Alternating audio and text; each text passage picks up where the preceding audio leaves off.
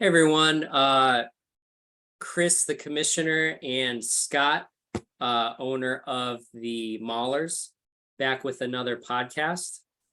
This time we're going to do a little bit of analysis of what's happened in the off season so far. But the main thing we're looking at is kind of dynasty rankings, and we're using a similar methodology as Scott did from last preseason, using expert rankings, and I'm going to let him explain a little bit more. We'll try to keep it relatively concise.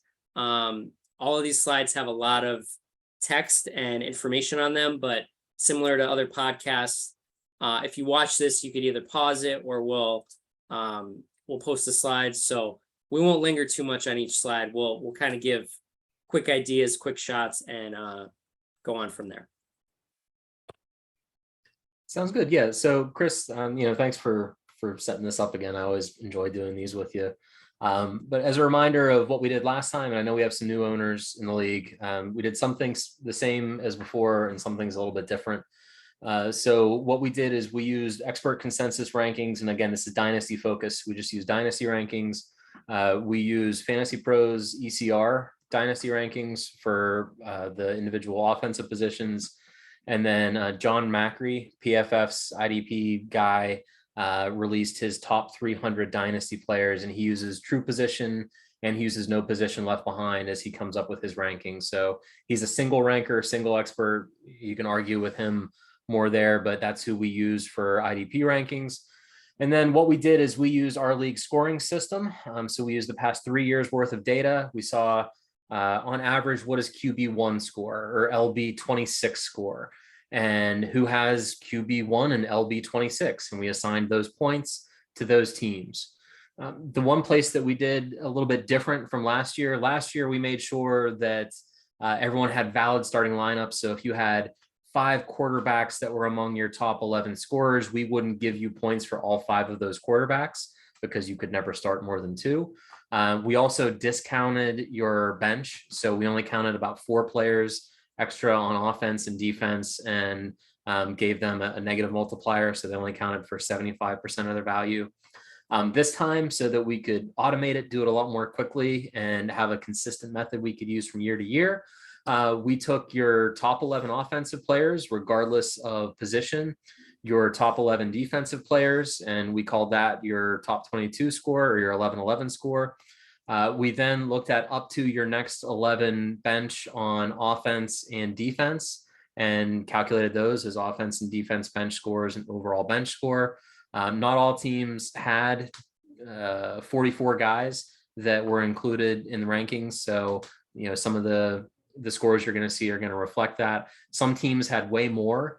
So much so that initially we were counting anyone who was ranked anywhere, and it was just creating a whole lot of bloat, a whole lot of noise. So that's when we condensed it down to, okay, your top 11 offensive players and your next 11 offensive players, your top 11 IDP, your next 11 IDP. Since this is dynasty and a lot of depth is going to be more important as you're forward facing. Just 2 other quick caveats. One, we didn't do anything for future draft capital. We have some notes that we might talk about as they come up for specific teams, but there's no good objective way using the methodology we're using to score draft capital and add X or Y number of points to the team scores. So this does not reflect future draft capital. Again, we'll comment on it here and there. And then, as I mentioned, this is really similar to what we did last year, where this isn't my rankings or Chris's rankings. This is a methodology we use based on our league scoring and expert rankings and marrying those 2 data points to come up with some metrics. And we're really excited that we were able to knock this out much more quickly than in the past. So much so that we're doing a dynasty show now. We'll probably be able to do a 22 season preview with some of those rankings here next month. And when we do this again next year, we'll be able to have score changes, and they'll be using the same scale, the same system. And hopefully this is going to become an annual thing for us. Yeah. So not only did we do the starters and your bench, I wanted to dig a little bit more into it, a depth ranking. So taking individual position strengths, seeing how that correlates to how the rest of your team is ranked as far as starters and your immediate players that you would use. Just to try to break down, why is this team a top 5 team? It's because, or why do they have a top 5 offense? It's because these 2 positions. Or why do they have a bottom 5 defense? It's because these 2 positions. So I wanted to break it down a little bit more like that, similar to a past podcast we did. And by that, we did similar, using the same scoring as plugging in the players as they would score in Legends of Canton. If they were QB1, they get the consensus of 3 years QB1. But with this, each position has a certain amount of players counted based on, similar to what we did last podcast, based on what the distribution is throughout the league. So for example, quarterbacks would have 3, running backs would have 5, team positions that people have a lot of, like wide receivers and linebackers, would be 6, and so on. The one thing that made this a little bit difficult was for the expert rankings, we had a little less information to go on for IDP. So one position that really suffered from that was cornerback. I won't spoil what team it is, but some teams really didn't have any cornerbacks at all because they were outside of those ranked players from this experts list. So in certain situations, you might not have a full amount of players counting for that total. As we mentioned before, this isn't mere Scott's rankings, and it's also not predicting how the teams are going to perform. This is just really breaking down these metrics and analytics. We just to see how interesting it is and how we can relate to it and what our opinions are of this. Hopefully when we do the one in August where we look at the upcoming season, you folks will agree with it a little bit more. Maybe me and Scott will agree with it a little bit more. It was just interesting to see some of the surprises on this based on what the consensus dynasty rankings are. So this is pretty similar setup. I did a template like this in the last podcast, but as we mentioned before, we broke it down.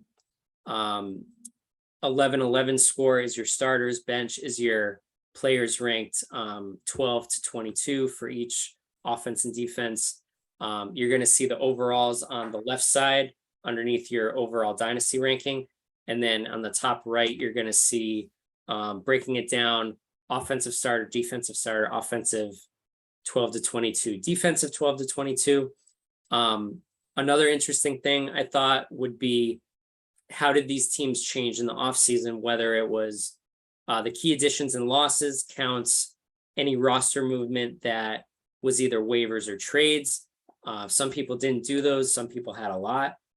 We put down the draft results just to see, okay, where did players, like I said, where did you address your areas of weakness or maybe even strengthen things that were already a strength.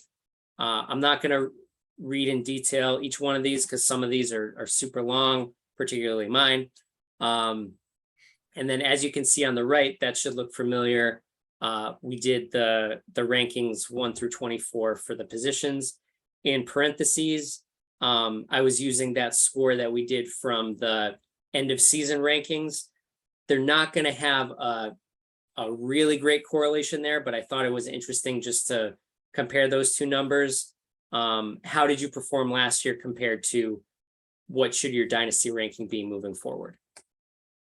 So let's get jumping right into the rankings. We're not going to spend too much on each slide, like we said, because we have 24 to go through. Hopefully we can get some fun back and forth in here without belaboring the whole thing. We'll try not to argue every slide about the value of offense versus defense. Yes, for corners yes. in particular. Yes, I think I beat the dead horse on that. That I think offense is a lot more important, and Scott thinks they're equally important. I just think there's not as big of a discrepancy as you do, but we'll go on. So number 24 is the Los Angeles Express. And I know he made the playoffs last year. I think he has a good win now team, but based off of this dynasty ranking, he was ranked towards the bottom, particularly because of the depth and the bench players. So he has the worst bench score. And then you can see a lot of the positions that affect that are wide receiver and tight end are towards the bottom. He has a decent quarterback and running back, and his overall starting defense is in the top 8. So that's decent too. Yeah, and I think when we do our 2022 season preview and use the same methodology, except with consensus rankings for the upcoming season, this is probably going to be the biggest mover from the dynasty to now. I think that a lot of this is due to the fact the previous owner, sold off all of his draft picks and bought a lot of good win now players. So I think the window is absolutely still open for this team.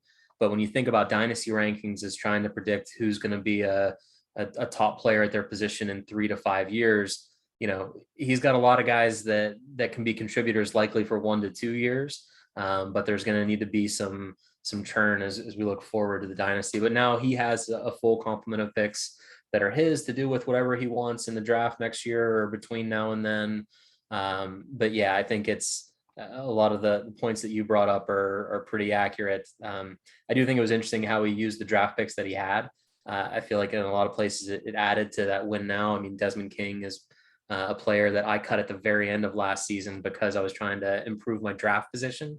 But he's a corner who, obviously is ranked highly, has been a top player at the position for several years.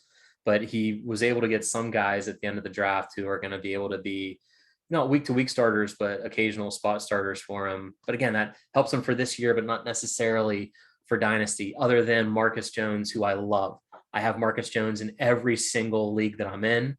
I have a soft spot for IDP, who are also kick returners and punt returners, and corners who play in the slot.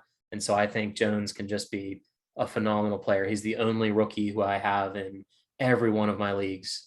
So I love that pick. I think that's going to help him for dynasty, but it's a lot of win now players on this roster, definitely. Yeah, and to your point, the win now strategy, it's interesting that out of 6 picks, 5 of them were veterans instead of rookies, and then 3 of them were cornerbacks, and cornerbacks was already his strongest position. So just adding strength to strength.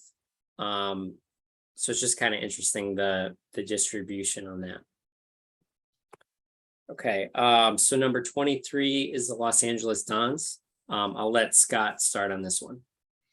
Yeah, so what I did is I was going through, I noticed that, a big issue here is a lack of depth and the IDP. And you can see that, in both the IDP bench score isn't great. The offensive bench score is okay. It's the middle of the pack, but you put them together, he has an overall bench score of ranked 18th. I think that there are absolutely some good spots in this. He's got a stud at pretty much every position, but the problem is he just doesn't have more than one stud at many of the positions. But I also liked his draft class. I think there's a lot of potential there. I think if you were to look at drafts that are happening more recently, a lot of the guys he took are going higher in drafts now than when they were drafted during ours. So I think that's going to benefit him in the long run. But yeah, there's just a lot of question marks about who will be his top players in the next 2 to 3 years behind some of the really solid positions that he has. Yeah, and I think I'll agree with you. I really like what he did in the draft.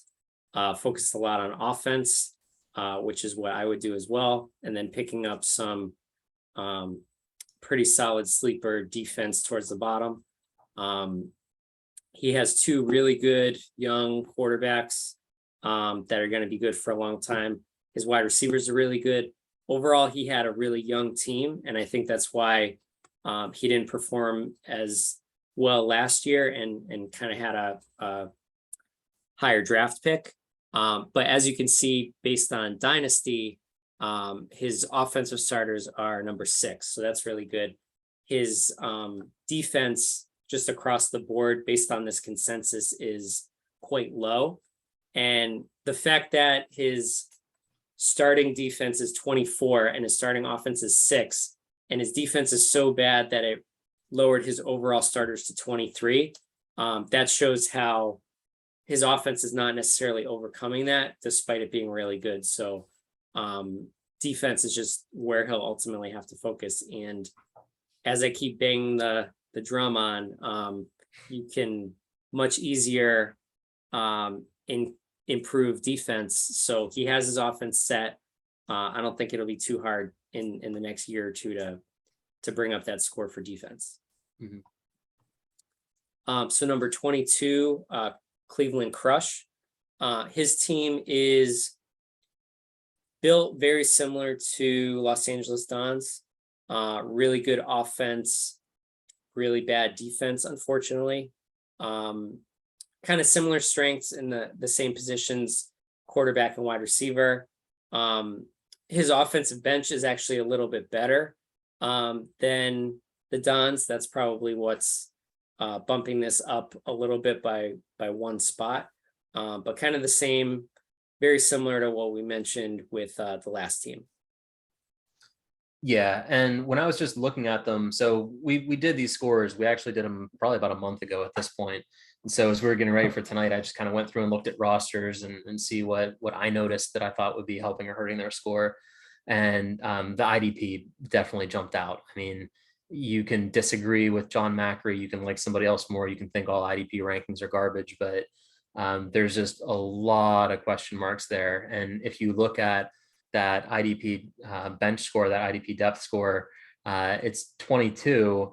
But if you take out the teams that only had 6 or less guys that were eligible for their bench because they were in Macri's top 300, there's just not a lot of depth there. There's I think it's going to be an issue, but we were looking before we started recording at top finishing IDP last year, and we saw the number 5 safety was a free agent going into the season. Number 6 safety was a free agent going into the season. Number 19, 21, and 23 linebackers were all free agent pickups. Chris actually picked up all 3 of them last year off the waivers. So there's a lot of room for improvement here. But as it stands right now, that IDP is what's really holding the team back in terms of a dynasty perspective. All right. Number 21, the Philadelphia Pittsburgh Steagles. I'll let you start with this one. Yeah, so this is another team like the Express that I think is a good candidate for like a 15 spot jump whenever we do the 22 rankings. The Steagles are definitely built as a win now team. They've got a really good 1-2 punch at running back and wide receiver in particular. So I think those are absolutely going to help them here. I've got the roster pulled up over here, and yeah, I mean, he's got Kamara and Jonathan Taylor, who should both, well, as long as Kamara stops fighting people, should be contributors to his team for the long run. And when you look at his wide receivers, he's got Tyreek and Mike Williams and Cortland Sutton, and a couple of other guys that could end up being something. But he's got some good young talent in some places. There's just not necessarily enough of it to sustain the team for 3 to 5 years. But again, I think this is a team, and you can see, the draft capital wasn't there because you traded away things for picks. Got Cortland Sutton, got rid of a pick for it. That I'd probably rather have Cortland Sutton than I think he sent a first for him. So I like that move. But while there are some pieces in place for the future, a lot of it's in place for right now. Starting with Tom Brady as the only starting quarterback that he really has, which is what leads to the quarterback rank of 24. And if Brady hangs it up, there's not a clear path to that rank improving without some trades or without picking up a quarterback in the upcoming draft. Yeah, so you brought up a point that I was gonna mention. I think Brady is his only like sure starter. Now, does he have, was it He's got what's Trubisky and he's got Teddy Bridgewater. So he's got a couple of guys where they're not hell. I mean, Bridgewater's not in a battle, but Tua keeps getting yeah. hurt, and we'll see what the new coaching staff thinks of him halfway through the Yeah, season. so So I think Trubisky, again, talking about win now, I think obviously Brady's still gonna be good. Trubisky is probably gonna start the year as the starter, but yeah, from a dynasty perspective, you might as well say that he doesn't have any quarterbacks.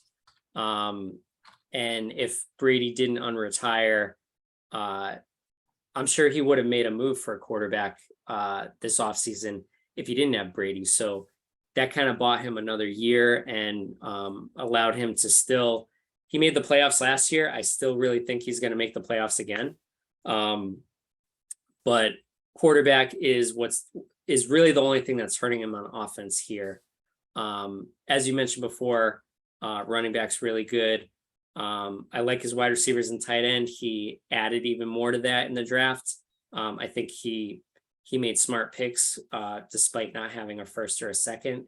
So I was really happy with that. I was happy with the Sutton trade. That was really good.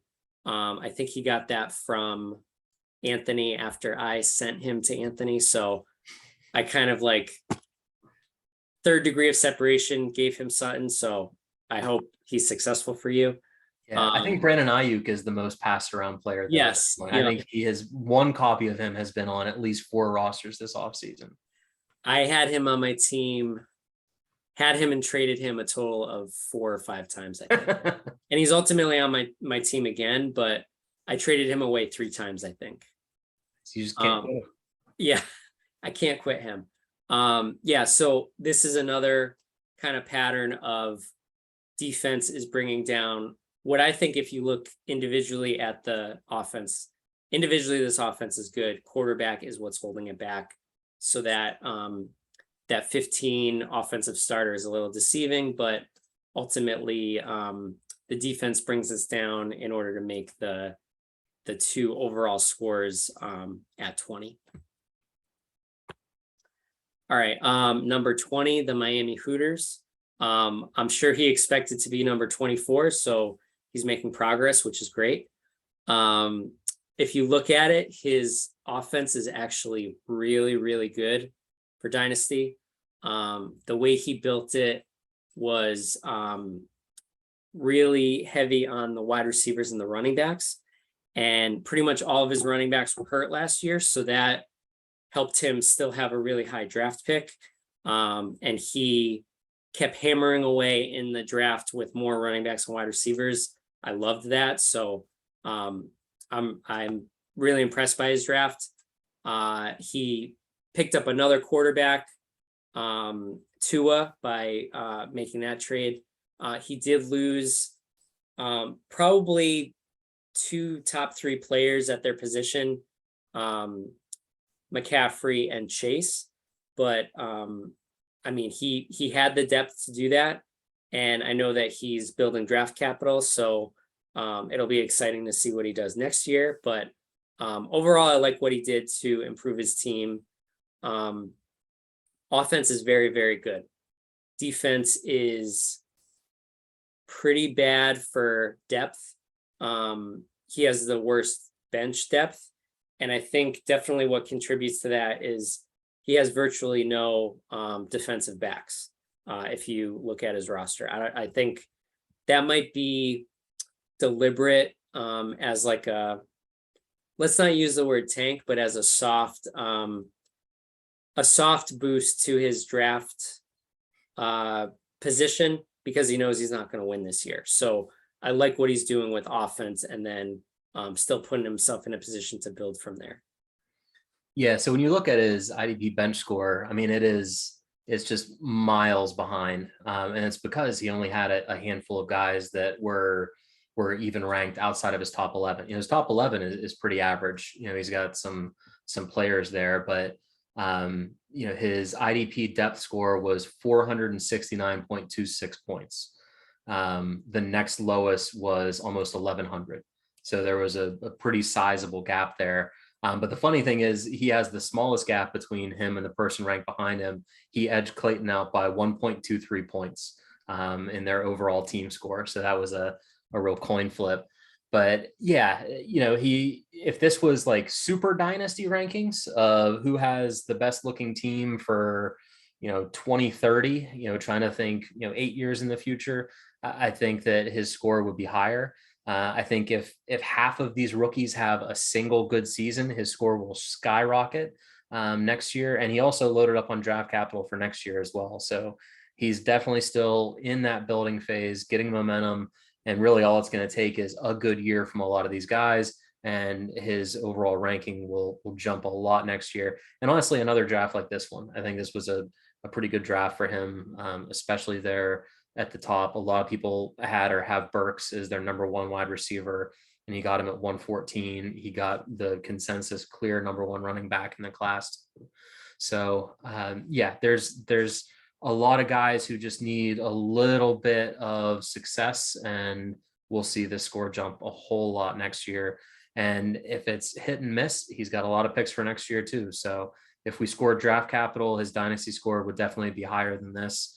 But I think he's being purposeful in how he's building the team. And yeah, I think it's working for him so far, and we'll see how it continues to grow. Yeah, and I think he's the best example of trust the process. And I like kind of my same strategy, not afraid to make trades, not afraid to take risks. So made a ton of movement within this draft, made a ton of moves to get more draft capital next year. So Arrow's definitely pointing up. I like what he's doing with his team. Okay, number 19, the Atlantic City Blackjacks. I'll let you start on this one. Yeah, so the note I wrote for myself about this team was that I love the wide receivers and IDP. I think that's reflected in that wide receiver score of wide receiver 5 as the overall group. Adding Garrett Wilson certainly helped that, and it's kind of what you're saying of strength on strength. The quarterback room is scary, but he's got a couple of rookies. Corral took a hit this offseason with the Mayfield trade, but there's still a path for him, especially if Rule's fighting for his job at the end of the season. And who knows, he might be the Davis Mills of this year. Same for Sam Howell. I have Wentz. I drafted Howell because I have Wentz, and I have very little faith in Wentz. So I think some of the things in terms of the quarterback room can absolutely be improved. But yeah, overall, I love the wide receivers. I like his overall IDP group. I'm probably a little bit higher on some of them moving forward than necessarily Macri is. But yeah, this is one of those teams where I think they're going to win a lot of games over the next couple of years. I don't know if they're going to win enough to be a consistent playoff team with their roster as is currently comprised. But I think this is a team that can absolutely make some noise from week to week and keep building like this, and we'll see which direction the arrow goes. Yeah, and I think so who does he have at running back that makes him rank 24? I'll look it up, but I'm guessing nobody. Okay, yeah, that would be. So yeah, I mean, you want to hear the list? It's a real who's who: Malcolm Brown, Mike Davis, Demetric Felton, Wayne Gallman, Mark Ingram, David Johnson, Aaron Jones. So there's a guy to help him out, and then Boston Scott. So it's really Aaron Jones. And if you look at the touches last year, the writing's kind of on the wall for Aaron Jones. So right. But yeah, that's his running back room. Okay, so that makes sense at running back. Like you said, quarterback is not great. And I mean, I commend him for taking those shots in the second round and the fourth round for those quarterbacks. See if either of them can do something. Obviously, this is a super flex league, so quarterback is important. Maybe at some point make trades there. But yeah, I mean, I really like his wide receiver tight end group. I think those are strong. As we just mentioned, quarterback, running back is holding them back there. I think he's, like you said, I think his defense is fine. Judging by these scores, it looks on the lower end, but I do think he has something to build around. It's just kind of those key spots, like you said, where there might just be like one star player and not necessarily the depth behind it. Yeah, I mean, defensive end is a perfect example of that. He's got Joey Bosa and Khalil Mack. So if it was the DE in your top two, he'd probably be, I'm guessing, in the top 10, if not the top 5, by just having those two. And one still has several years in front of him. One's a little bit older, but is still definitely a really viable player. But beyond that, there's not much. So that's why that kind of pulls things down a little bit. One interesting too on this, I thought his cornerbacks were relatively strong, and he finished his draft with 4 cornerbacks in a row. I thought that was interesting. Okay, number 18, the Baltimore Stallions. The interesting thing about this is his starter score 11-11 was last place, but his bench score was kind of middle of the road, and that's what raised everything up to get to the 18 spot. So looking at the individual positions, nothing stands out as really bad, but also nothing is particularly bringing all that up. So everything is kind of okay. I think he doesn't necessarily have the strength at the top, but those guys coming off the bench, those guys that are maybe your subs in the best ball light, might come in and do something for him. So with this, I like some of the stuff that he did here, working on offense in his draft. So we'll see what he does from there. Yeah, the note I wrote myself about the Stallions was just lots of serviceable parts. I mean, this roster is just littered with guys that I wouldn't necessarily want to rely on week to week, but I would love to have on my roster to be depth pieces for when something might come up. So I think this is one of those teams that the best ball format is definitely going to help. I mean, when you see these huge discrepancies between the starting 11 and the offensive bench, and the IDP 11 and the IDP bench, that to me is a virtue. That's it's not as bad as it is if this was 2022 rankings. This to me says that he can have injuries, and his depth is going to help him more than other teams that would have injuries. So I think there's a lot of different outs, a lot of different ways that this team could end up doing all right over the next couple of years because of that pretty good. I mean, I know it's the 15th overall bench, but to me, like I said, a lot of guys that I would like to have on my team as spot starters, or who could play a different role. No, and like you said, I think the fact that it is best ball, that we can have those 4 guys in there that can swap in. If he's really smart about his week to week lineups, obviously those bench players turn into starters. So if you swapped the top 12 or the top 11 with the next 11, then you're starting to get much higher than that number. Okay, number 17 is the Barcelona Dragons. I'll let you start on this one. Yeah, so the biggest thing that jumped out to me, and oh man, this is surprising, was his linebacker core. When I was looking through, I couldn't believe he's got Zaven Collins, Nakobe Dean, and Micah Parsons. So, I know the jury's kind of still out on Collins, but now that Hicks is out of there, he's going to get the full-time role. Simmons has always been kind of like a hybrid.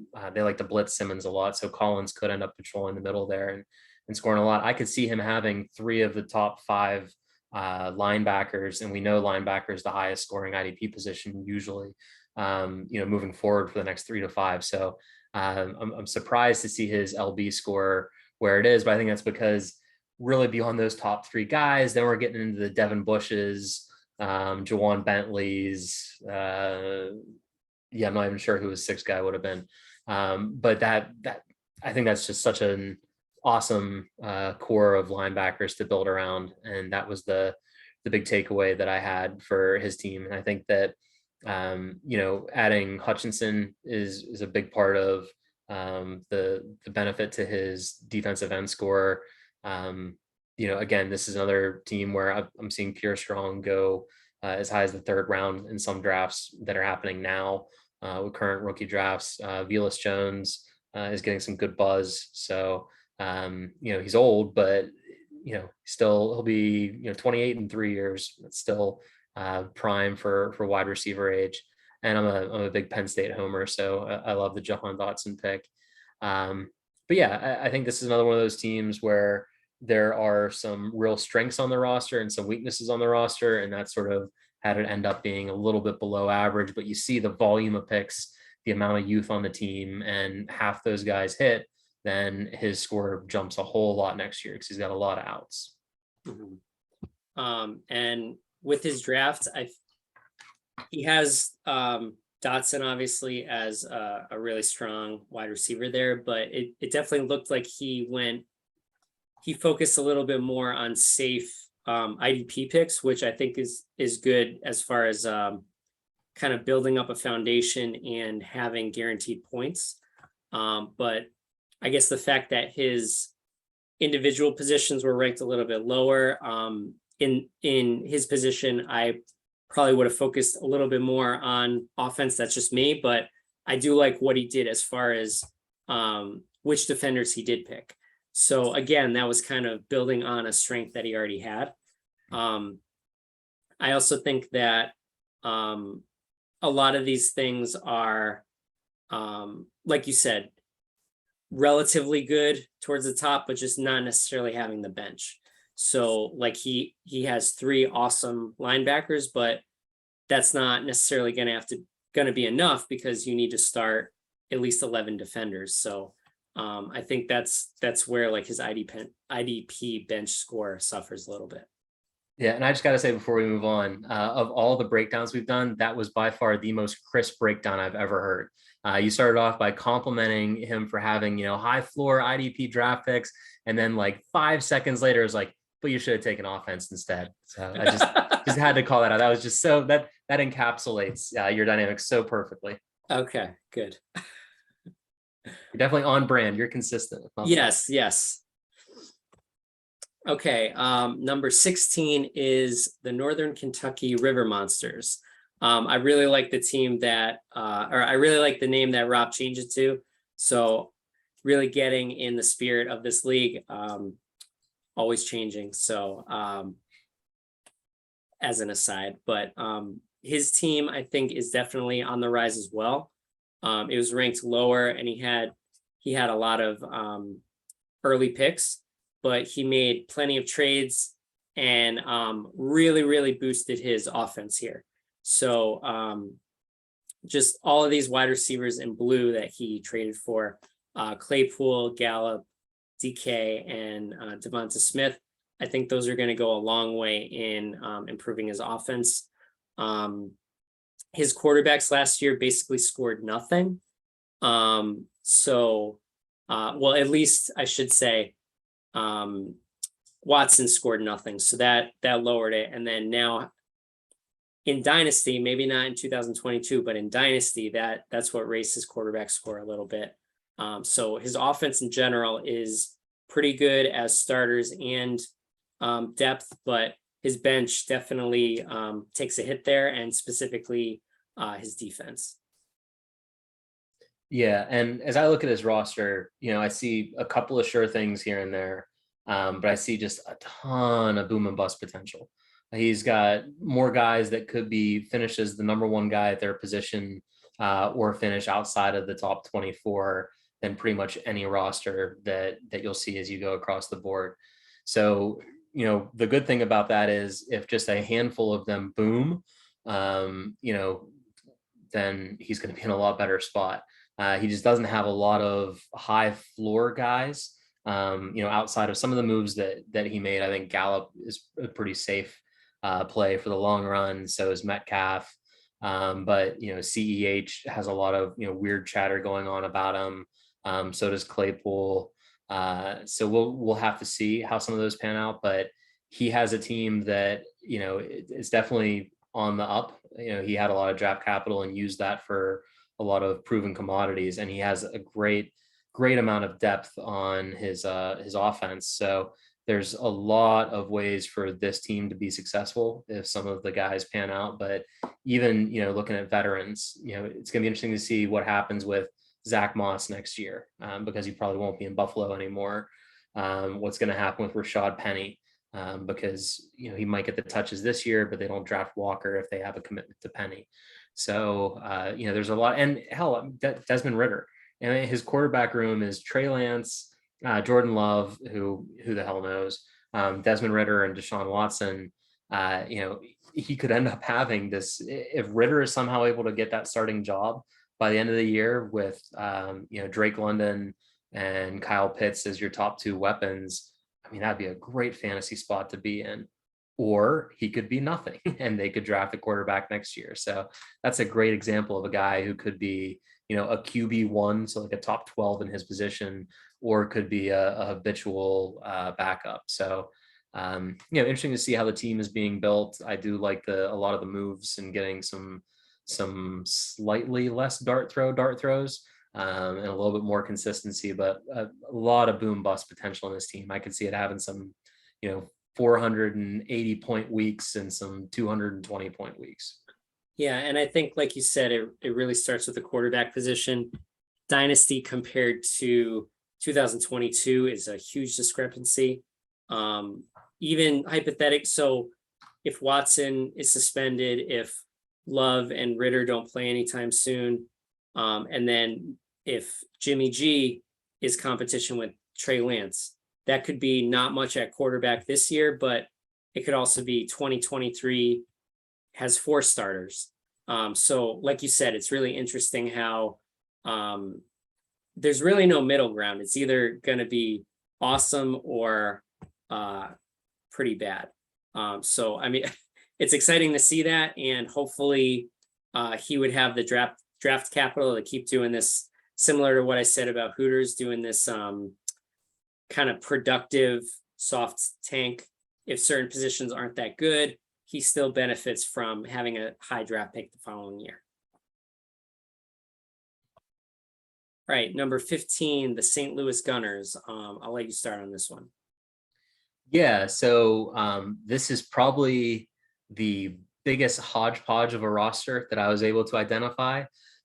He made a lot of moves, and he has almost every position. So we'll just go to the offensive positions. He has Justin Herbert and Tom Brady, both good for this year, one good in the long run. One's probably going to be nothing. Well, I mean, who the hell knows with Brady, but presumably not going to be that way for a long time.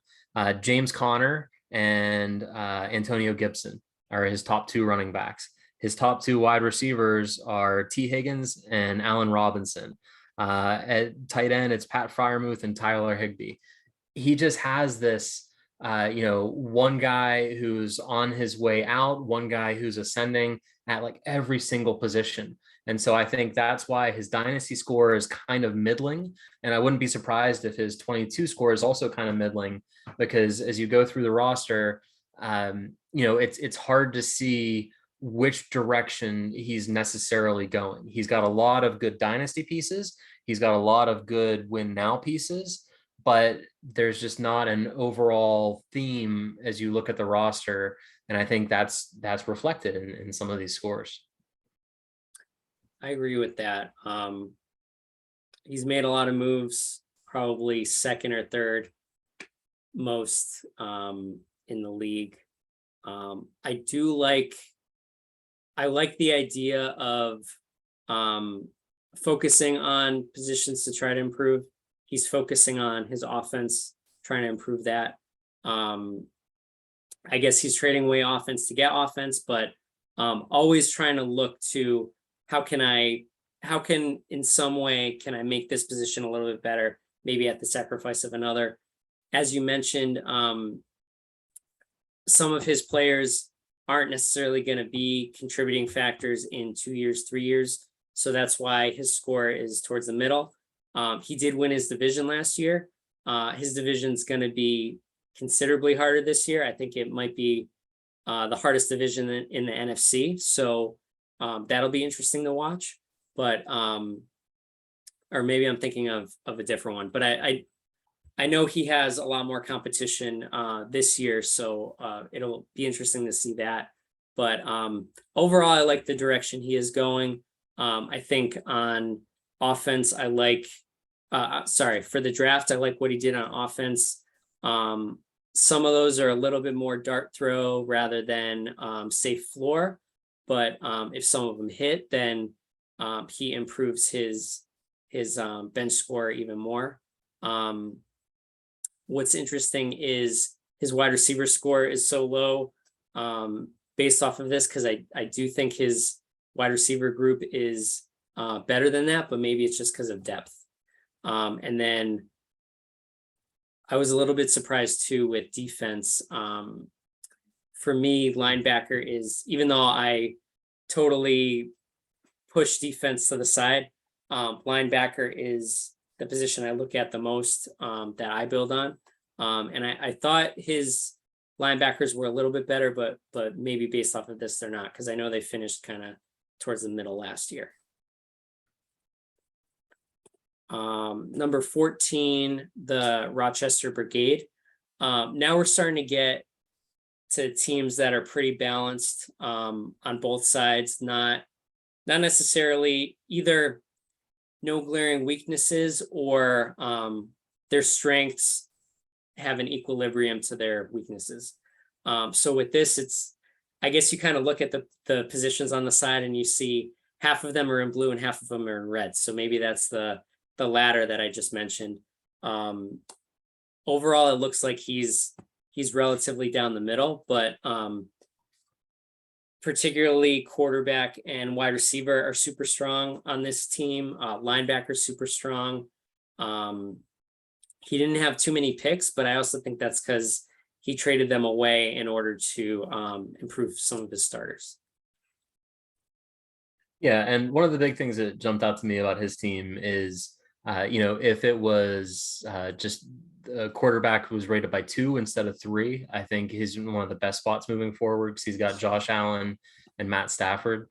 It's just that third quarterback is a big question mark, but honestly, you need 2, and in a league like this, you can even survive with 1, given that best ball light format. If you just stack more assets in your flex to the offensive side, but yeah, I think overall, you're pretty spot on. This is a team that can easily make some noise, but it's going to be interesting to see some of the week to week roster composition moving forward in terms of what positions he goes thinner in, what positions he has some backup for, because there are definitely some real strengths on this roster, and like you said, some real weaknesses as well.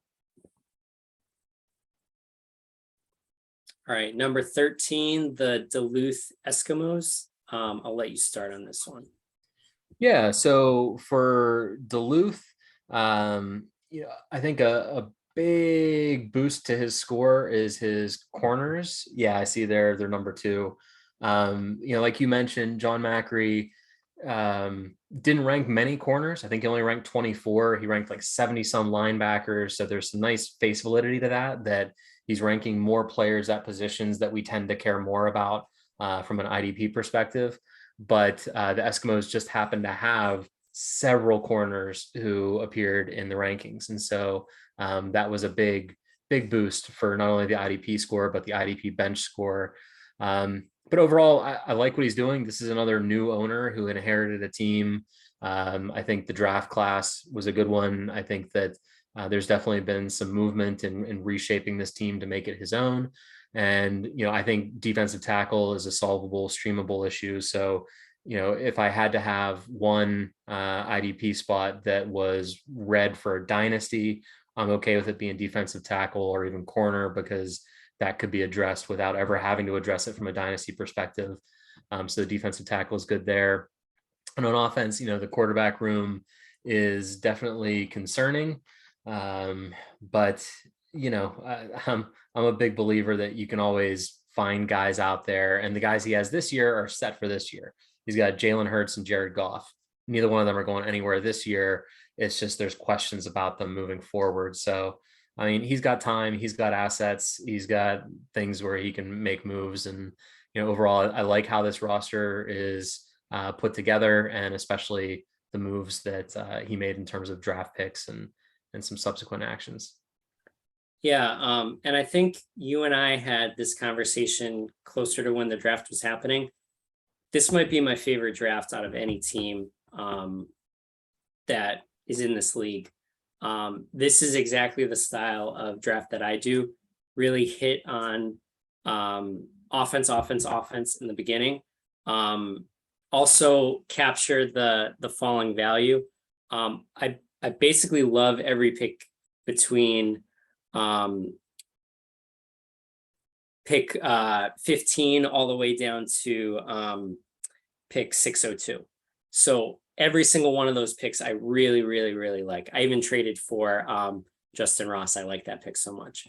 But yeah, I think he knew that his offense was okay, and his defense was really strong. So I really like all the moves he did to increase his offense. I'm a little bit surprised. I don't have the roster in front of me, but I'm a little bit surprised that his starting offense is ranked the worst, because I would have thought it was more middle of the road, but maybe like you said, it's a little bit more dynasty leaning. Or what I should say is it's a little bit more win now leaning. Like, I think this year his offense is going to be fine, but it might be a case of a couple years from now he has some more spots that he needs to fill. But if he keeps drafting like this, I think he's going to be just fine.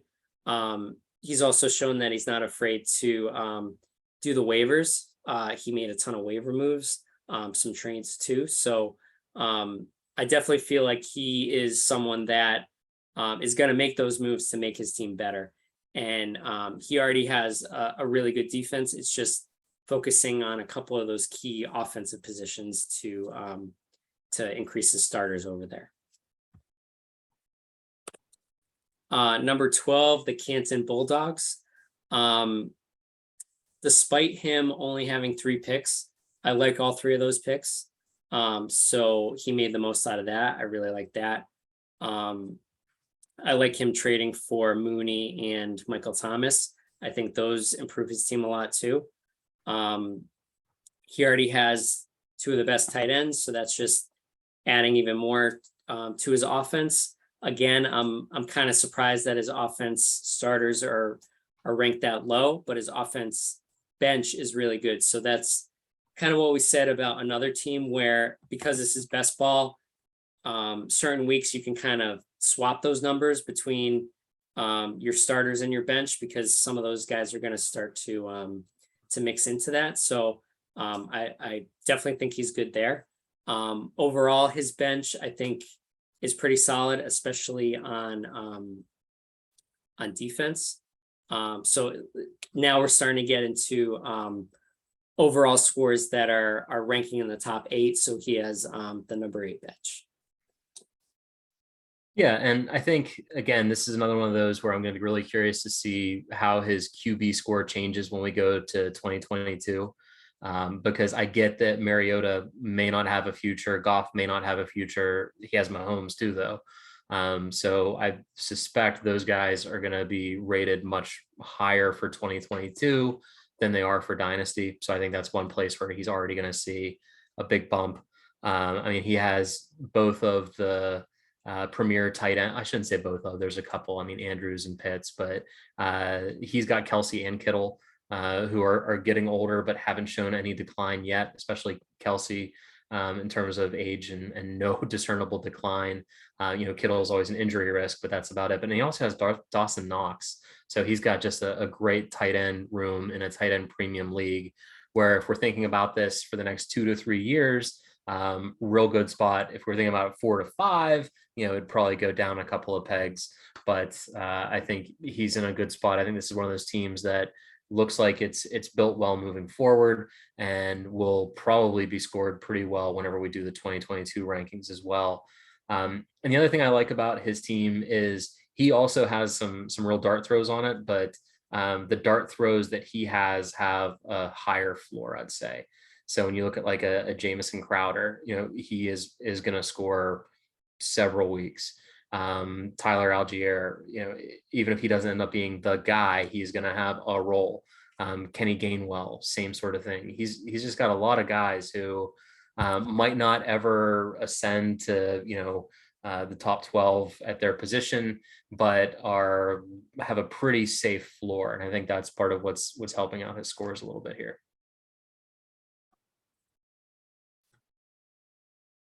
All right, number 11 is the New Mexico Stars. I'll let you start on this one. All right, so for New Mexico, I love his IDP. So overall, this is my favorite IDP squad of the entire league. I noticed that he's 5th in the top 11 and 12th in the bench, but I mean his defensive ends are Sweat and Young. He's got Aaron Donald as his defensive tackle to hold it down, and he just signed an extension. So even though he's older, that's not really a concern there. This is a team where I honestly thought he might be a little bit higher. Whenever we did this, I like the trade that he did with you in terms of getting Javon Curse, because I think that's going to help plug a hole that he had in terms of safety. I know he's at safety 9. I don't know if we adjusted that to reflect that trade, but I adjusted that. Okay. So yeah, it was not that high before. And so this definitely gave him a little bit of a boost. And yeah, overall, just a solid roster composition. A lot of blue on here, only a little bit of red, more blue than red. I think he's in a good spot moving forward. I like the trade for Spiller. I like him to get some touches as they worry about Eckler. And if Eckler happens to get hurt, as he is prone to do from time to time, I love the Brisker pick. I was trying to get him with my next pick because I think he's another, again, it's not just me being a homer. I think he's an IDP who's going to see a whole lot of snaps, and snaps are king for IDP. So getting someone who might be one of your starting safeties most weeks in the middle of the 5th, I think was a really, really nice move. And yeah, I like this team a lot. I think it's set up to win a lot of games over the next 3 years. Yeah, so like you said, his defense is awesome. I don't think the numbers on this page do it enough justice. He has the number 1 linebacker group. He had the number 1 linebacking group last year too. So in terms of results and in terms of dynasty ranking, very good now, going to continue to be very good. Quarterback and running back are awesome. He improved those even more from the draft, and like you said, the trade with me. He handcuffed Eckler, which I thought was smart. Wide receiver and tight end definitely need work there. He's good at the top. I think he has Devontae Adams is his top guy. Yeah, like you said, just a lot of star power at the top. And that reflects obviously in his IDP 5th for starting IDP. Yeah, just overall, I really liked his draft too. Even though he was kind of in the middle of the rounds in a lot of these, still capitalized on value for those. Yeah, I think we're starting to get into the more balanced teams that have a lot of strengths. Like you said, I was surprised that this team fell out of the top 5. I would have thought it would have been top 5. But he's at 11. Number 10, the Oklahoma Outlaws. He made the Super Bowl last year. He has this is another team that has a lot of star power at the top, and then maybe with the depth, it's kind of on the middle ground. So you can see a lot of top 5 rankings here. I think running back is definitely his weakness. I think he has CEH and Ronald Jones backing him up, but not much past that. The rest of his offense is great. I mean, he probably has the best young wide receiver group in the entire league. Tight ends are great too. So both of those can probably carry the entire offense. regardless of running back. He could start someone that scores single digit points every week at running back, and it wouldn't matter. His wide receivers and tight ends will take up all of those flex spots. So I think, yeah, just overall, I do really like this team, especially offense. And then I think what lowers this team, honestly, is cornerback, and he falls under the same philosophy as me that they don't matter and that you can get them off waivers. So, I mean, by week 3, he could get a good cornerback, and that's not an issue anymore. So that would kind of raise everything in general on his IDP. So I definitely think this is a really good young team. I guess another thing I'd be a little bit worried about is his quarterbacks. He has one really good one with Lamar Jackson, but then Sam Darnold probably lost his value. And I like Zach Wilson a lot, but the jury's still out on him. Yeah, but people love Zach Wilson though. I mean, he's probably the most hyped second-year quarterback. Hell, he might be the most hyped quarterback in this entire offseason. He does have really nice weapons, but yeah, I'm like you. We'll wait and see. The biggest thing about this roster that stood out to me was, you already touched on it, the wide receivers. I think between Jefferson, Lamb, and Waddle, he has 3 wide receivers who 3 years from now could all be in the top 5 or top 3. I don't know that any other team has, well, I think maybe one other team that has that kind of potential, but I think that there's just a lot of dynasty value tied up in just those 3 players, where if he keeps them and uses them, then that's going to be awesome for him. And if he moves any of them, then he should be able to get a ransom for them to do a whole lot of things. So I like how the team is built. It's I agree with you that from a dynasty perspective, corners are probably a place where you don't need to have a strength. You need to have some corners in season, but there is some virtue to having set it and forget it corners and not have to worry about scavenging and picking over the waiver wire. But yeah, it's from a dynasty perspective. If you're gonna have one spot that's bad, corner is the spot that you want to be bad. Running back, I'd have some concern about, but given how many teams are on committees now, even that is something where it's not as much of a death blow as it used to be to not have stud running backs on your team. So, I like this team. I think it's well made. I like the draft picks. I had Karlaftis rated really highly. I had like a 2nd round grade on him. So getting him near the end of the 3rd, I think, is a real steal. Same with Hamilton. Same with Pickens. I had Pickens as my wide receiver 8, I want to say, when I put together my rankings before the draft. So really nice at the top there. And, I think this is a team that should be able to contend for the foreseeable future. Yeah. And you mentioned Hamilton. I thought that was a great pick. I really liked that a lot. At that point in the draft, I think all the really, in quotes, sure thing offense was gone. So he was absolutely best player left. And yeah, I think he made the Super Bowl last year as a little bit of a sleeper underdog, and I think he's still gonna compete for that. This is the division that I think is going to be really hard, because he also has Brigade and Stars in his division. So we'll see how that goes. All right, number 9, the Rhine Fire. I'll let you start off on this, mostly because this is my team and I don't want to brag about myself. Yeah, and you think the rankings are terrible, and you got screwed here. Oh, yeah. I looked at it and I'm like, all right, this IDP ranker has no idea what he's talking about. Yeah.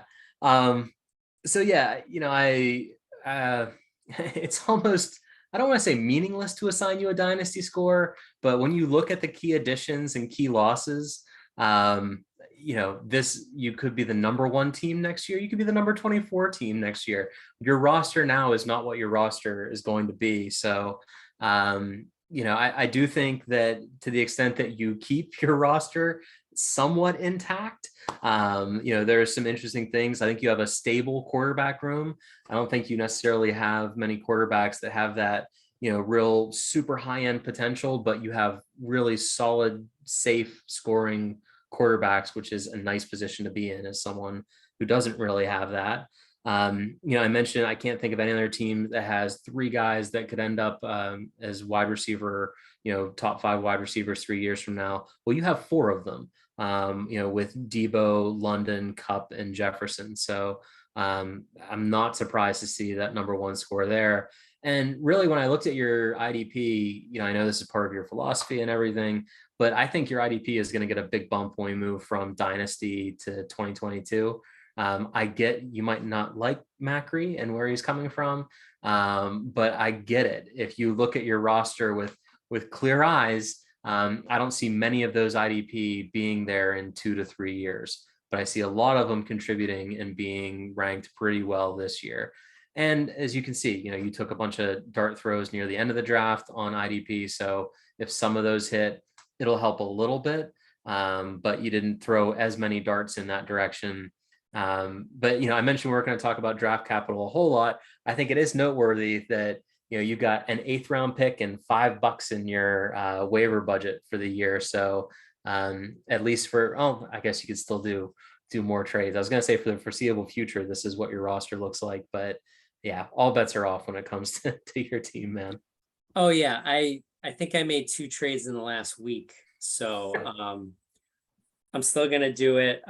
Even I kind of surprised myself how many trades I did. I didn't have the intention to do this many, but the door's always open, and I love trading. And this is gonna be my own little platform to endorse. If you want to trade, talk to me. But similar to what you mentioned, if I were to look at the startup 75 players that I drafted, and that was only about a year ago, maybe 13 months ago, I want to say there's only like 35 players that are the same out of 75. So this is just going to be a continual churn.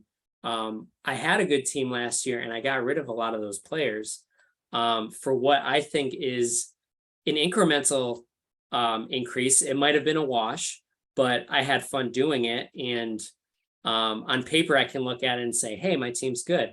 I think like you said, it's hard to really nail down what a dynasty score on this would be, because how far ahead do you look? Do you look 3 years ahead? Do you look 5 years ahead? My team's not going to look anywhere like this in 2 years. I think I'm going to make a ton of trades every single year. I'm surprised you didn't say 2 months. Yeah, right. Exactly. Yeah. By the time this season starts, half of these players are going to be somewhere else. Yeah. So I think if this was a set in stone lineup or roster with an owner that had no intention of making any moves, and with the waiver money that I have left, $5, with the 8th round pick I have next year, someone might look at it and say, oh, he's not going to be able to do much. But my mentality is always looking to make improvements, see what I can do, see what I can adjust, kind of tinker with it. We were talking about this before we started doing this podcast, and you were saying that my strategy probably wouldn't work for most other people, because you have to be willing to always be changing, always be moving. So I guess I wouldn't necessarily recommend this to everybody to do. All right. So number 8 is the Cincinnati Reds. He is our defending champion right now. He won the Super Bowl last year, mostly on the strength of his defense, as you can see by the numbers here.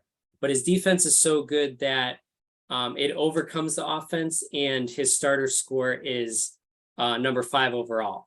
So a big strength is his defensive backs. He really focused on cornerback and safety, and that obviously helped a lot. His quarterback, running back, and wide receiver is not as good. And that's reflected here. His starters and his bench are kind of on the lower end, but overall his defense is very, very good. Yeah, the note I have is that he's the anti-fire. So everything you do, he does the opposite way. Very few trades, hammering the defense, and it led to a championship for him last year. So it goes to show that there's always more than one strategy to play out. One thing that I think will be interesting to see is this is another team. I mentioned a few teams that would be likely big jumpers for 22. I think this might be the top team for 22 when we go ahead and do those. Obviously, there can be injuries and stuff between now and then, and he might start making trades between now and then. But assuming this roster is the way it is, it's very much built to win right now. But to win right now and still have a top 8 dynasty roster, I think is just a great position to be in. Yeah, and I think we haven't talked too much about how the divisions switched up this past offseason when I did the realignments. I certainly think that Maroons and Hooters are going to be better than last year, but both of those teams ended up in Reds division, and they had the number 1 and the number 2 picks last year. So I think, not to take away anything that this team has accomplished or how good this team is, but it almost feels like the Pats in the AFC East when all 3 teams weren't too much competition, and they can basically punch their ticket for the playoffs. Although I do think he's going to be a Super Bowl contending team. That's just an interesting coincidence that happened in the realignment this offseason. All right, number 7, the Chicago Tigers. I'll let you take this one. Yeah, so I'll be a little short and sweet with this one too. To me, this is the Reds, except with more quarterbacks. So very similar build, IDP heavy, some great win now assets on both sides of the ball, but especially on offense. But when you look at his quarterbacks, he's got Kirk Cousins, Pat Mahomes, but then he's also got Kenny Pickett, who knows what he's going to end up being, but could be something good. Jameis, who's getting another chance, and if he proves himself, he's still relatively young.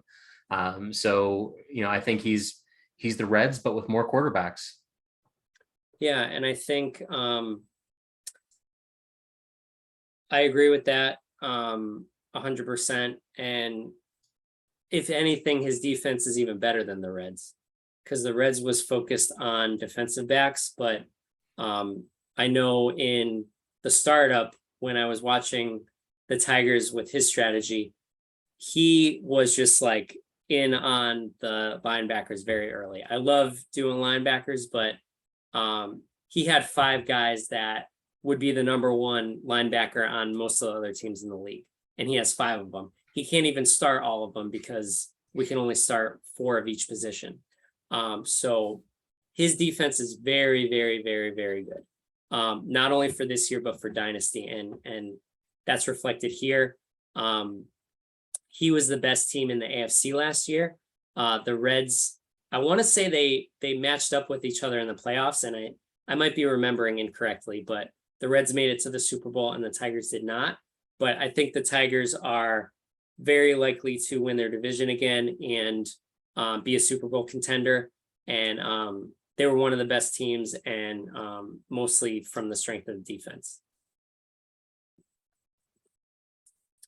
All right, number 6, the Scottish Claymores. This was actually the highest victory points team last year, the best team in the NFC. I want to say he lost in the first round of the playoffs, and that was a pretty big upset. But very, very good early in the season. And then I think from our last podcast, when we evaluated what the outcomes were, the end of last season, we saw that towards the end, he just started to decline. So he kind of like burned really bright in the beginning, and then he started to fade towards the end. Hopefully that's not the case this year. I still think he has a very, very good team. This is another team that the defense is great, but then you're starting to get into really good overall offense too, to balance it out. he has the second best bench in this league. So even though he has strengths at just overall positions, his starters on defense are very good.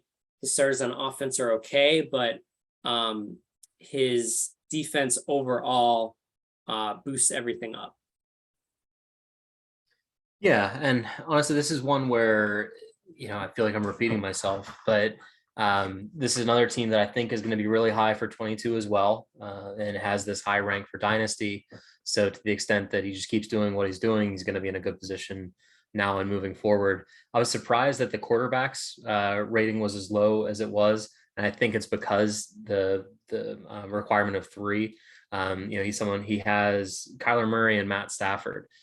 So he's got two really good quarterback assets for the next few years, at least, that he should be able to just roll out, set it and forget it, and not have to worry about it. So, given this is a super flex league, that's a really good luxury to not have question marks there, to have a super high upside in Murray and a very, very safe guy in Stafford. So I think this is a team that was a contender last year, should be a contender again this year, should be a contender for the next couple of years.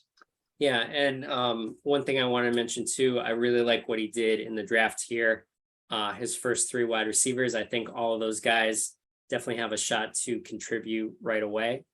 Tyler Batty is one of my favorite players in the entire draft.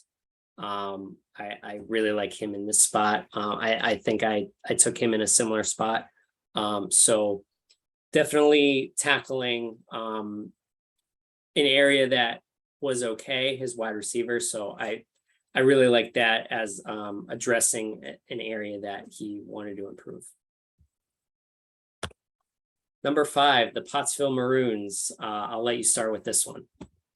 Yeah, to me, this was the one that really surprised me. Like, I know what she's been doing, and I saw the trades that were made and all the draft picks, and I knew this was going to be an improved team compared to last year because it was built to be a dynasty. It was a dynasty build. Definitely wasn't a win now last year kind of roster, but I was surprised to see it this high. I think a lot of it is, you can see she has the number one quarterback room, and that's justified. There is clearly a path for Fields, Lance, and Deshaun Watson to all be QB1 overall. And that's a little hot takey on Fields, but he's dual threat. And if he gets, actually acclimated to the offense there, and they're as bad as I think they're going to be, and he has to constantly pass and has to constantly run for his life. She has all three of them, plus Davis Mills, who the Texans seem to be committed to. So, that quarterback room, if we think about it from a dynasty asset perspective, yeah, she can only use two of them on a week-to-week basis. But if there's ever a decision made to move one of them, you can move one of them and turn that wide receiver number from 17 probably up to 12 or even as high as 10.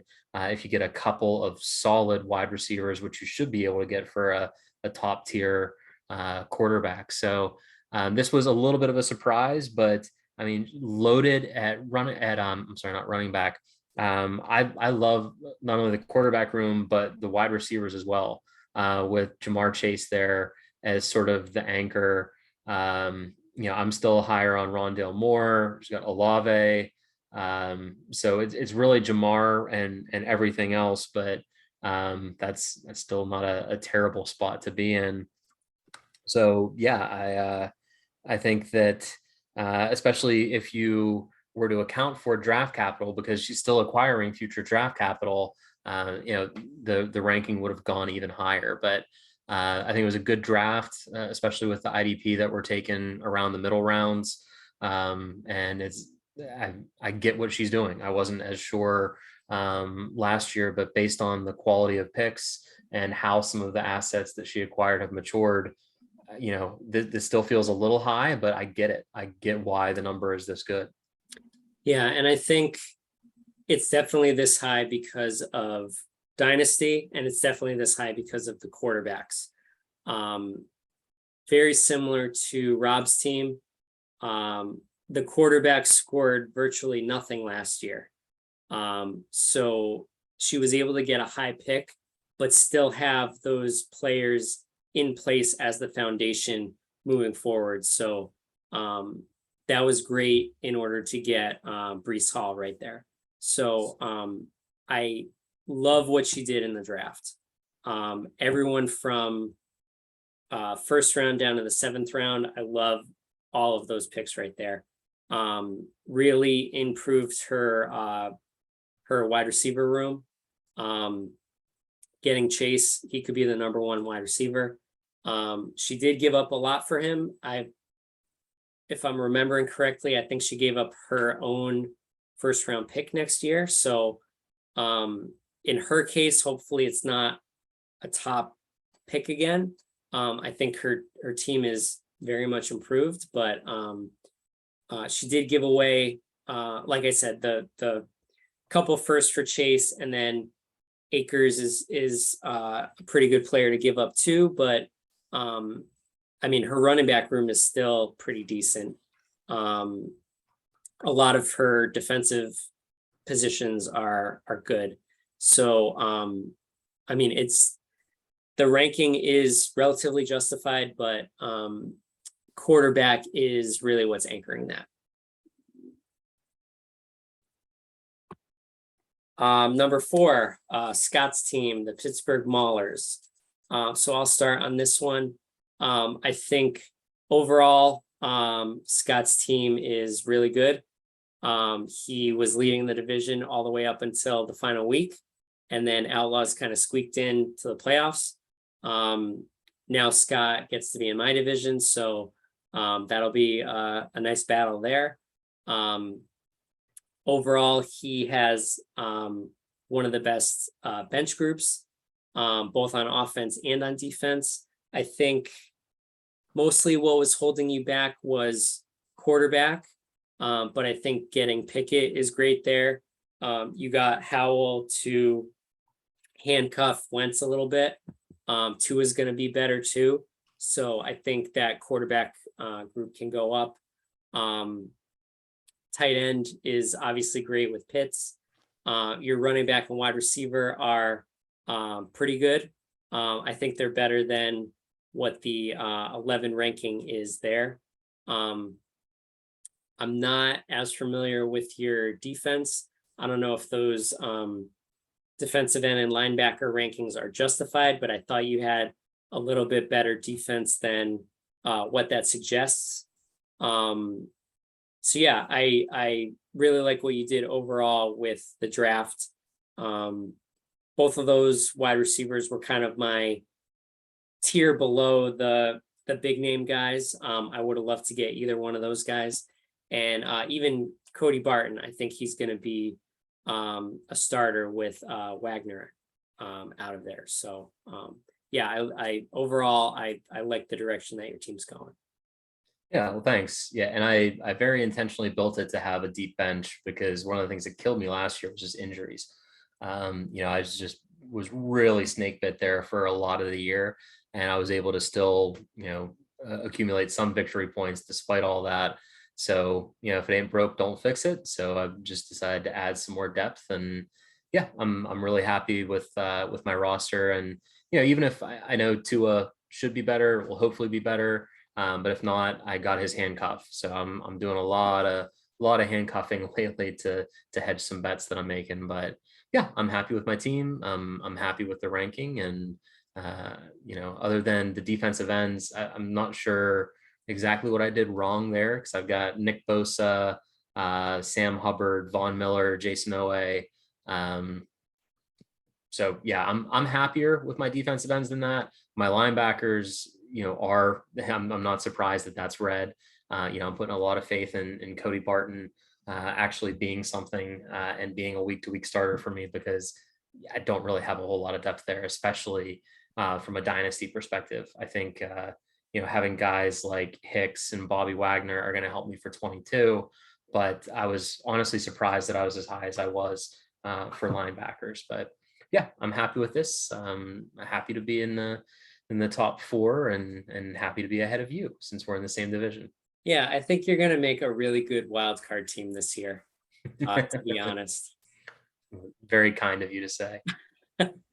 So number 3 is the Houston Oilers. Overall, very, very good, except for offensive bench is a little bit lower, but starters on both sides of the ball and bench on defense are all towards the top. I like what he did in the draft as well. Kind of working on his strength on that. He already, correct me if I'm wrong, he already had 3 or 4 starters at quarterback, and then he added Malik Willis as a good potential in the future. Obviously, that's great to be able to have trade pieces later. I think the previous owner accumulated a lot of these picks, but he made some moves himself. So that was really good. Some of the players that he was able to accumulate here. As you can see, his defense is towards the top at every position except linebacker. I think he only has like 1 or 2, or so before he drafted some of these guys in the 4th round, I think he only had the guy on the Chargers was the only real linebacker. So this is a little bit deceiving because he could obviously have a better linebacker group once any of these rookies start doing something. But yeah, that was really the only weakness on defense. And then I'm not quite sure what he had at wide receiver, but that looks like it's towards the bottom as well. But I mean, this is another example of the quarterback making a huge difference. Yeah, and I think the wide receiver and linebacker rankings are probably justified. So the top veteran wide receiver on his roster is either Robbie Anderson or Mooney. I'm sorry, I didn't see Mooney there, but Mooney is by far the best veteran wide receiver. I think the best dynasty wide receiver is Burks. So if he pans out, then that'll help him a lot. And then linebackers, and yeah, I love that he addressed this in the draft because going into the draft, his linebacker room was Willie Gay, Kenneth Murray, Monty Rice, and Chaz Surratt. So he definitely improved that number through the draft. Still obviously only was able to stay in that 24 spot, but if you look at just from a raw numbers perspective, he added several hundred points to his linebacker score through the draft. So I think that was a smart move. And, obviously Burks added a lot to his wide receiver score as well. So yeah, I think there's definitely, this is a team that I just have solid across the board. It's hard to see a real glaring weakness outside of linebacker. And, you don't have to be awesome at linebacker in this league, unlike most IDP leagues, because you only have to start one of them. And if you only want to, if you think that, Murray is going to be the guy or Quay Walker or whoever it is, you can just start 1 or 2 and then, really hammer these positions that are strengths. And it's easy to overcome that. And we're seeing that reflected in the score, that there's many different ways to build a roster in this league. And you don't have to be good at linebacker, which is usually a death blow for a team in an IDP league. If you're bad at linebacker, you're going to be bad at IDP, but he's not, and he's in a good spot. Yeah, and that's the beauty of this league where you only have to start one of each position, and there's a ton of flex spots, and you can really build your team however you want. And the 4 substitutions in the best ball, if you wanted to, you could just say, I have certain players that I know 100% are going to be locked in, and then I can take more dart throws for other positions. So yeah, you really only need 1 star at each position, and then after that, fill it in with best player. All right, number 2 is Richmond Rebels. So overall, his offense is very, very good. Number 3 for offensive starters, number 1 for offensive bench. Looking at it, this is one of the only teams that doesn't have a single red. Overall bench is really good, mostly because of offense. So I guess defense in general is kind of towards the middle. I like what he did in the draft. He took two of the best defensive ends. That was really good. Took the best linebacker, took second best running back. So I like what he's doing, improving areas that are already a strength. Yeah, I think overall, the places that, okay, I made a mistake. Defensive tackle should be read at 19, but defensive tackle and cornerback are his lowest, and those are the places where I think you can afford to be a little bit lower.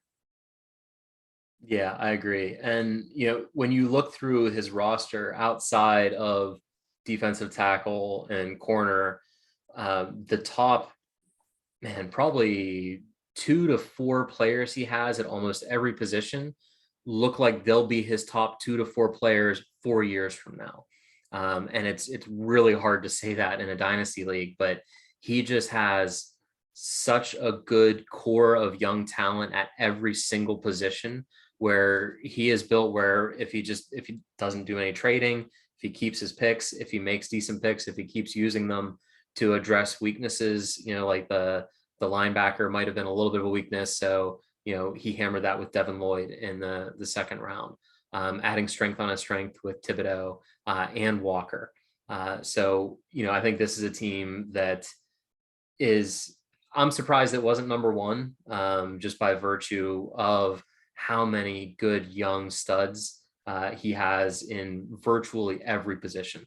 I think the defensive tackle and the corner score is what's hurting him the most here. And, it's not hard to overcome those. But when you look at even his quarterbacks, he's got Tannehill. Tannehill people are a little bit down on because of Willis, but I'd be surprised if Tannehill wasn't their starting quarterback still at least 2 years from now. Prescott isn't going anywhere. And Davis Mills, even if they draft a rookie next year, he might not play next year. So Mills has at least 2 solid years left in him. And that's 3. He only needs 2 of them. So I think this is a really good team.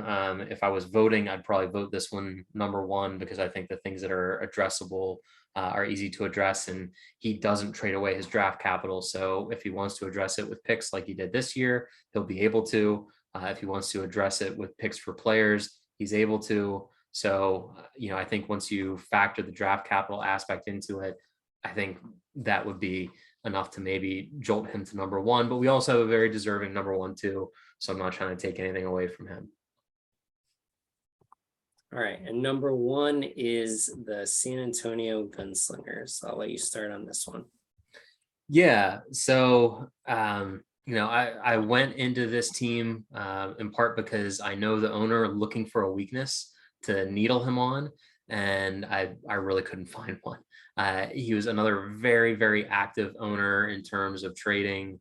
I think that if he ever lost a trade or think that he lost a trade, then it just encouraged him to make 2 or 3 more to make up for that, and then make up ground beyond it. So, very active in the trade market, very active when it came to the draft in terms of moving back. I absolutely love the strategy of moving back and acquiring picks, and we see how it benefited him. He moved back and he got the running back who's going RB3 in most drafts that are rookie drafts that are happening right now. Lloyd is clearly linebacker 1. Brian Robinson has a huge bunch of push behind him in just 2022 best ball leagues, because I think he'll get a lot of goal line vulture.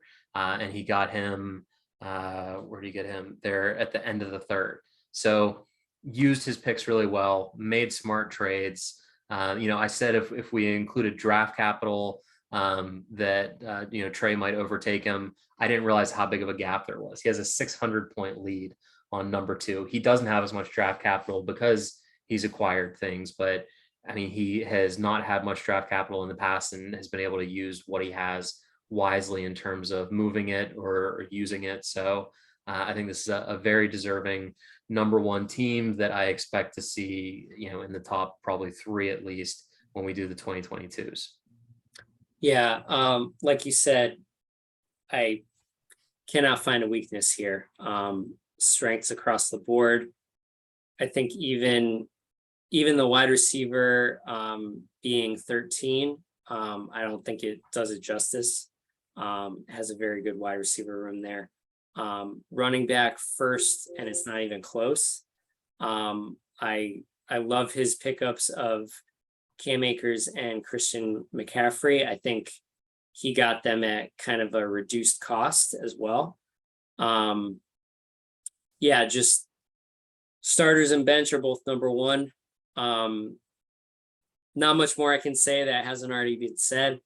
I like what he did in the draft as well. Got a bunch of solid guys that I think have a decent floor. Maybe not like the home run hitter guys, but definitely guys that are gonna add to his roster and keep contributing. He's another guy that I think if he sees that something's not working, or if he sees that he needs to make a move, he's not afraid to do it. There's probably 5 teams like that in this league, and he's one of them. So he's just going to keep tinkering until he gets it exactly how he wants it. But like you said, even if he leaves it alone, I think this team's very, very good. And yeah, he didn't make the playoffs last year. He was in my division, but I definitely think he'll make the playoffs this year.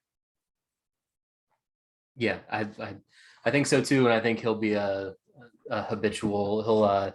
He'll buy some property in the playoffs because he's going to be there so often. Mm-hmm. All right, and that is